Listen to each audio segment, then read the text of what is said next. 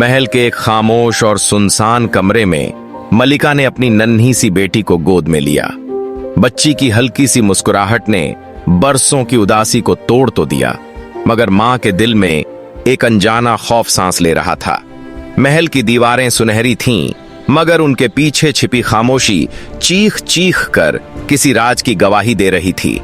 मलिका जानती थी कि यह खुशी मुकम्मल नहीं, क्योंकि एक वादा अभी पूरा होना बाकी था। उसी रात अचानक महल के बागर में नीली रोशनी फैल गई। फजा में चमकते जर्रों के दरमियान झुझुली मैजिक फेयरी जाहिर हुई। उसके परों की चमक ने सारी फजा को संजीदा बना दिया। उसकी आवाज गूंजी, वक्त आ चुका है, वादे की घड़ी आन पहुंची है। मलिका के हाथ कांपने लगे।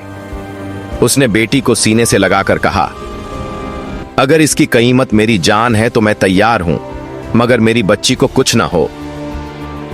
जुजुली एक लम्हे को खामोश रही। उसकी जादुई छड़ी की रोशनी नीले से सुनहरी रंग में बदल गई। उसने नरमी से कहा, यही कुर्बानी असल इम्तिहान थी। अचानक बच्ची के माथे पर सुनहरी रोशनी चमकी, जैसे किसी और दुनिया का निशान हो। मल्लिका के दिल का बोझ हल्का होने लगा। फजा में सुकून फैल गया। झुझुली मुस्कुराई, जगमगाते जर्रों में बदल गई और आसमान में गुम हो गई, जबकि महल में उम्मीद और खौफ एक साथ जाग उठे।